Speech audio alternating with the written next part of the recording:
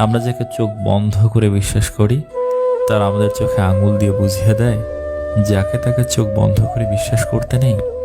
আমি ঘৃণা করি তাদেরকে যারা নিজের ভালোর জন্য অন্যের মুখের হাসি কেড়ে নিতে দ্বিতীয়বার চিন্তাও করে না। যে মানুষটি অল্পতে অনেক বেশি খুশি হয়, সে কিন্তু অল্প আঘাতেও অনেক বেশি কষ্ট পায়।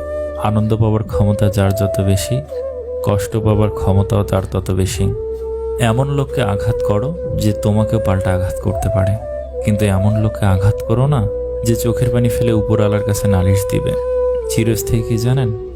আপনার সুন্দর ব্যবহার, মনুষ্যত্ব, যেটা মৃত্যুর পরেও সবার স্মৃতিতে থেকে যাবে। তোমাকে ভাঙতে চাওয়া মানুষের সংখ্যা কখনোই কমবে না, বরং নিজেকে করতে শেখো। পাশে থাকতে যে বা যারা কোনো মূল্য বোঝে না, তাদের কাছ থেকে দূরে সরে গিয়ে মূল্যটা আসলে বুঝিয়ে দিতে হয়।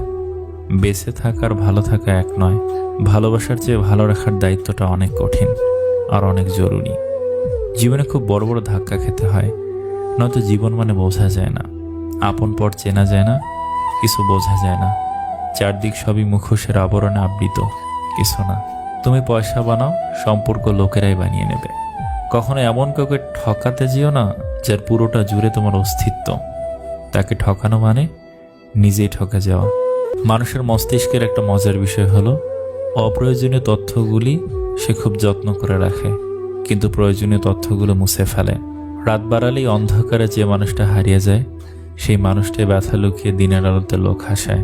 মানুষ বদলায় হঠাৎ, হয়তো ধীরে। মানুষ বদলায় স্বভাবে, নয়তো অভাবে। বিশ্বাস থাকলে ভালোবাসা টিকে, আর অধিকার থাকলে সম্পর্ক টিকে।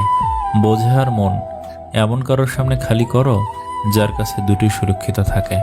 ক্ষত শুকিয়ে গেলেও দাগ থেকে যায়, আঘাত ভোলা গেলেও আঘাতকারীকে ভুলে যাওয়া দেয়।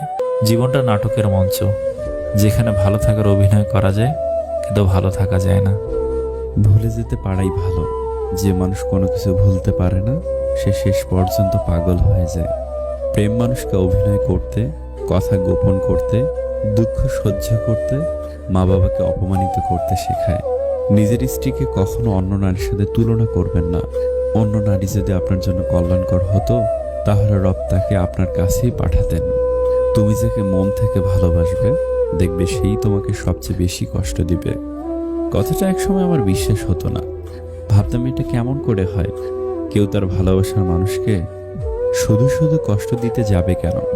কিন্তু বয়সের এ পর্যায়ে এসে বুঝতে পারছি কথাটা আসলে যৌক্তিক। আসলে আমরা যখন কাউকে মন থেকে ভালোবাসি, তখন মানুষটা আমাদের আত্মা, রক্ত, মাংস, শিরা, উপশিরা, চিন্তা, চেতনা, স্বপ্ন, অভ্যাস সবটা জুড়ে মিশে যায়। এই অবস্থায় মানুষটার সামান্য মিষ্টি কথায় আমাদের মুখে যেমন হাসি ফুটে, ঠিক তেমনই সামান্য কটু কথায় পাহাড় সমান আঘাতও আসে। মানুষটা যখন অন্য কারোর সাথে কথা বলবে, তখন তোমার ভীষণ কষ্ট হবে। হারানোর ভয়ে অনেক সময় কেঁদেও দিবে। মানুষটা যখন রাগ করে তোমার সাথে কথা বলা বন্ধ করে দিবে, তখন তোমার অসহ্য যন্ত্রণা হবে। তুমি সবসময় চাইবে মানুষটা সারা জীবন তোমার হয়ে থাকবে, তোমাকে বুঝবে, সময় অসময়ে খুঁজবে, ভালোবাসবে। আর এই চাওয়াগুলোর একটু হেরফের হতে দেখলেই তোমার কষ্ট হবে।